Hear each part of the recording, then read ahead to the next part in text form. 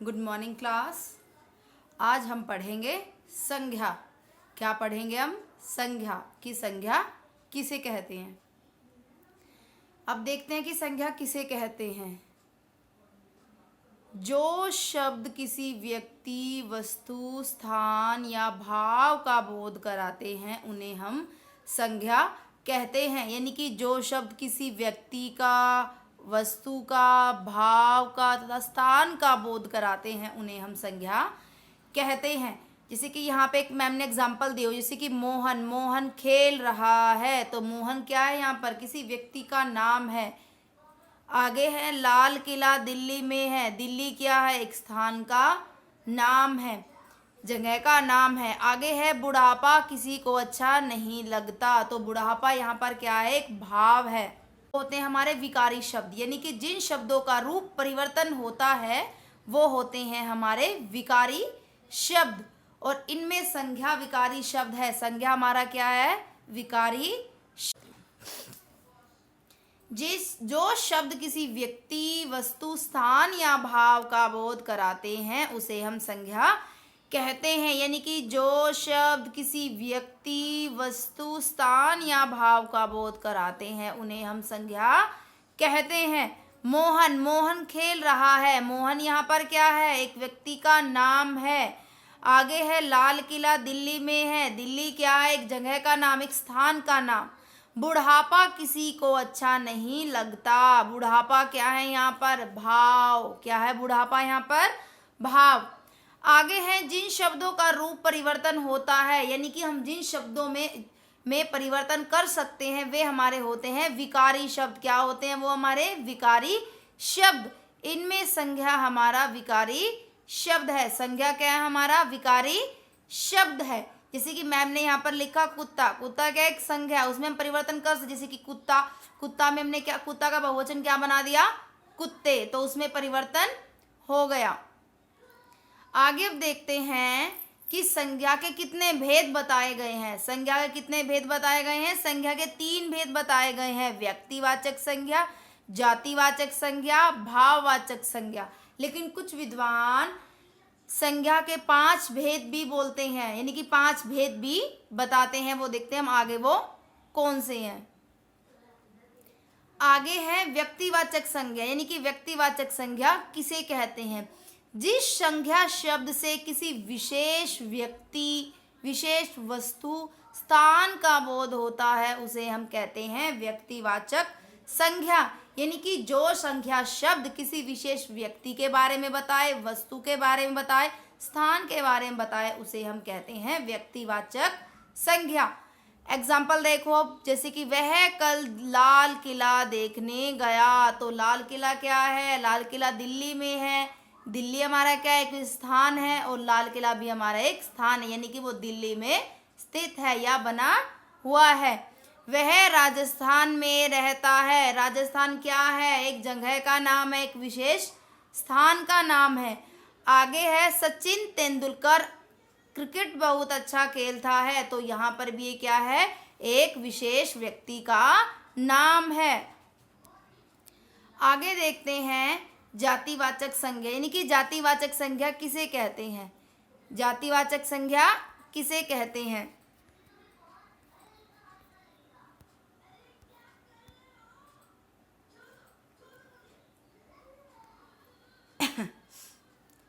जिन संज्ञा शब्दों से, जिस शब्द से किसी विशेष व्यक्ति या वस्तु के बारे में न बताकर उसकी संपूर्ण जाति का बोध होता है, यानी कि जिस शब्द से किसी विशेष व्यक्ति या वस्तु के बारे में न बताकर उसकी पूरी जाति के बारे में बताते हैं तो उसे हम जातिवाचक संज्ञा कहते हैं। व्यक्ति में क्या था? वो किसी विशेष व्यक्ति, वस्तु, स्थान के बारे में बता रहा था, लेकिन जाति में क्या है? वो विशेष व्यक्ति के बारे में न बताकर उसकी संपूर्ण जाति का, यानी कि पूरी जाति का बोध कराता है। जैसे कि खिलाड़ी खेल रहे हैं, क्या है यहाँ पर? खिलाड़ी क्या है? हमारा एक जातिवाचक संज्ञा। खिलाड़ी क्या है? एक जातिवाचक संज्ञा, क्योंकि यहाँ पर किसी विशेष खिलाड़ी के बारे में नहीं बोला गया है, यहाँ पर पूरी खिलाड़ी जाति के बारे में बोला गया है। गाय का दूध अच्छा होता है, गाय यहाँ पर क्या है? एक जातिवाचक संज्ञा है। यहाँ पर किसी विशेष गाय के बारे में तो नहीं बोला गया ना, तो पूरी गाय जाति के बारे में बोला गया है। आगे है हमारा भाववाचक संज्ञा, यानी कि भाववाचक संज्ञा किसे कहते हैं? जिस शब्द से किसी व्यक्ति, स्थान अथवा वस्तुओं के गुण यानी कि उनकी अच्छाई, दोष, उनकी बुराई, दशा, उनकी हालत, भाव यानी कि उनके मन के भाव का पता चलता है, उसे हम भाववाचक संज्ञा कहते हैं। यानी कि जिस शब्द से किसी व्यक्ति, वस्तु, स्थान,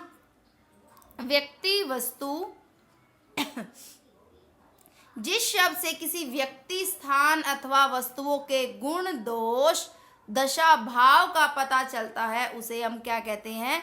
उसे हम भाववाचक संज्ञा कहते हैं। यानी कि भाववाचक संज्ञा में क्या होता है? हमारे मन के भावों के बारे में बताते हैं हम, किसके बारे में? कि जिस चीज को हम फील कर सकते हैं, महसूस कर सकते हैं, वो होती है हमारी भाववाचक संज्ञा। भाववाचक संज्ञा को हम महसूस कर सकते हैं, फील कर सकते हैं, लेकिन हम उसको छू नहीं सकते।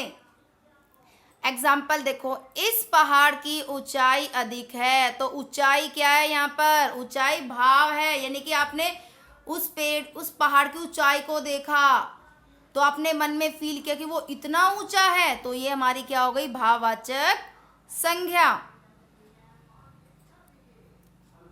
अब जातिवाचक संज्ञा के दो भेद बताए गए हैं। जातिवाचक संज्ञा के दो भेद बताए गए हैं। एक होता है हमारा समुदायवाचक संज्ञा, एक होता है हमारा द्रव्यवाचक संज्ञा। समुदायवाचक संज्ञा, द्रव्यवाचक संज्ञा।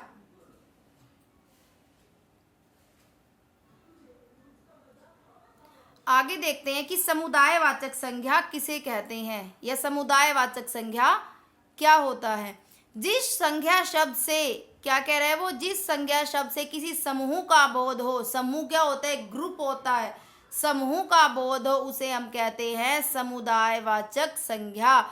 जिस संज्ञा शब्द से किसी समूह का बोध हो, उसे हम समुदायवाचक संज्ञा कहते हैं। यानी कि किसी ग्रुप के बारे में पता चले, उसे हम समुदायवाचक संज्ञा कहते हैं। नेताजी के सम्मान में एक सभा आयोजित की गई, तो सभा यहाँ पर क्या है? एक पूरा समूह है, यानी कि उस सभा में बहुत सारे लोग आए थे। आगे है, मेज पर किताबों का बंडल रखा है। बंडल क्या है? पहले आपके पास अलग अलग किताबें थी, तो आपने उन किताबों को इकट्ठा करके एक बंडल बना दिया, उनका एक बंडल बना दिया, एक समूह बना दिया, तो वो हमारा क्या हो गया? समुदायवाचक संज्ञा।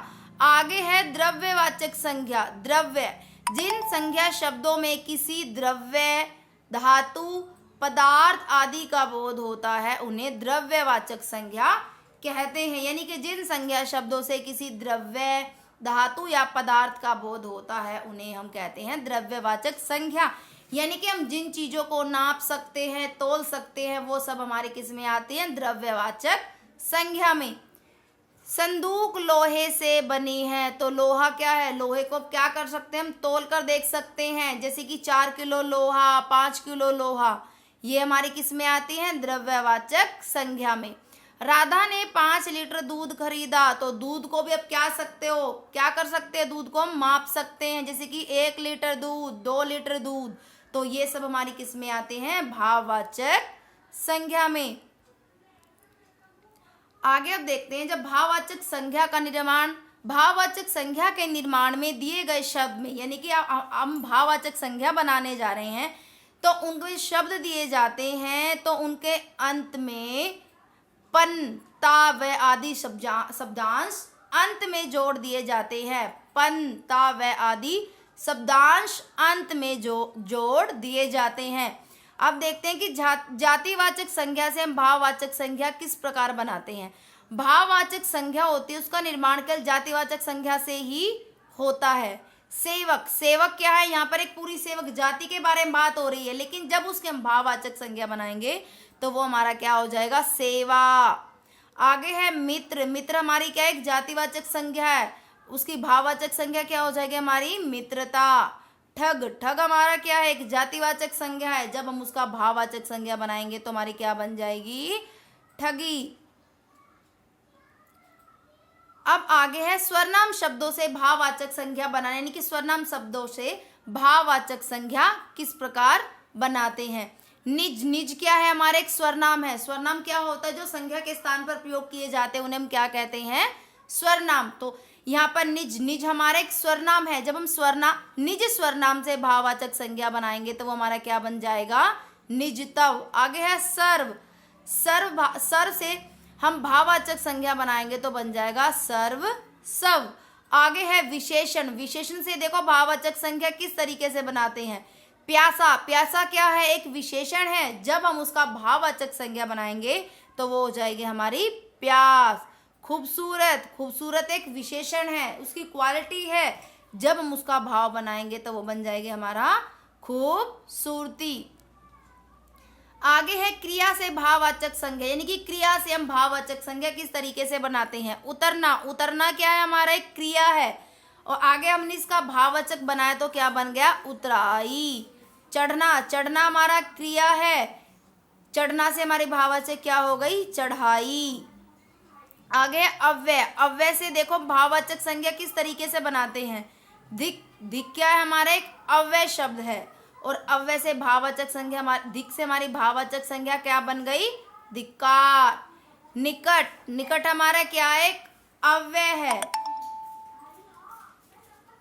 अव्यय क्या होते हैं? जिन शब्दों में कोई भी परिवर्तन नहीं होता वो हमारे होते हैं अव्यय, यानी कि जिनमें लिंग वचन कारक काल के अनुसार कोई भी परिवर्तन नहीं होता उन्हें हम अव्यय कहते हैं।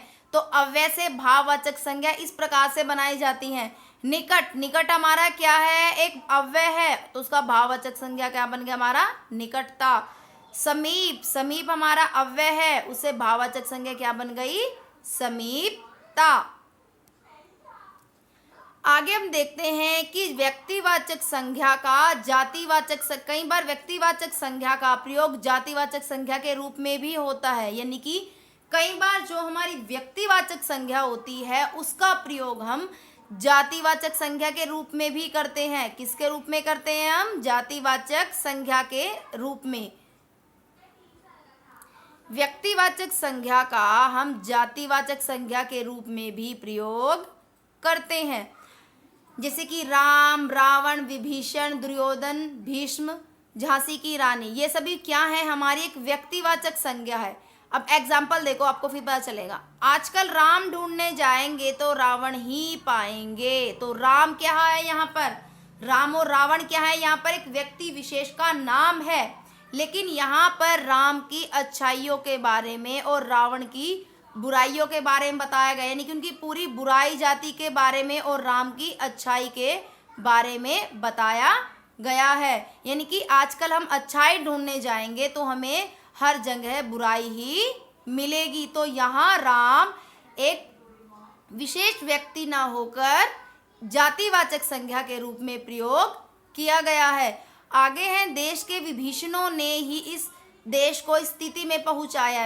विभीषण क्या है? यहाँ पर एक विशेष व्यक्ति का नाम है, लेकिन यहाँ पर एक विशेष विभीषण व्यक्ति विशेष के रूप में प्रयोग न करके एक गद्दार व्यक्ति के लिए प्रयोग किया गया, यानी कि पूरी गद्दार जाति के लिए प्रयोग किया गया है। आजकल हर व्यक्ति दुर्योधन बना फिर रहा है, कब किसकी संपत्ति हाथ लगे और हड़प ले। यहाँ पर दुर्योधन भी एक व्यक्ति विशेष का नाम ना होकर उसकी पूरी जाति के बारे में बताया गया है।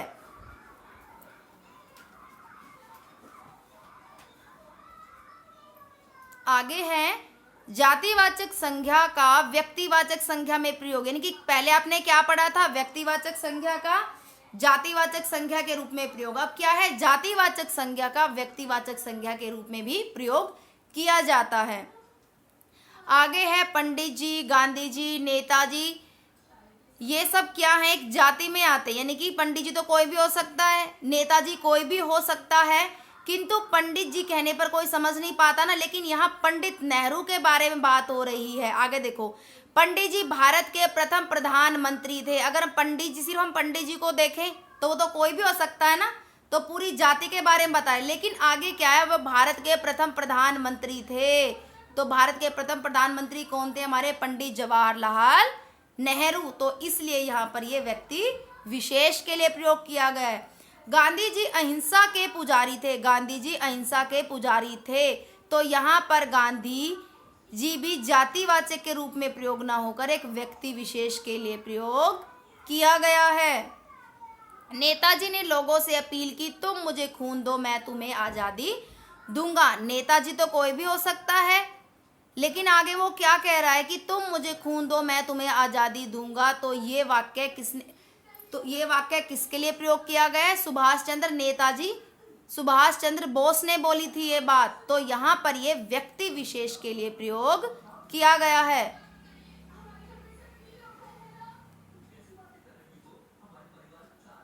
Okay class, bye.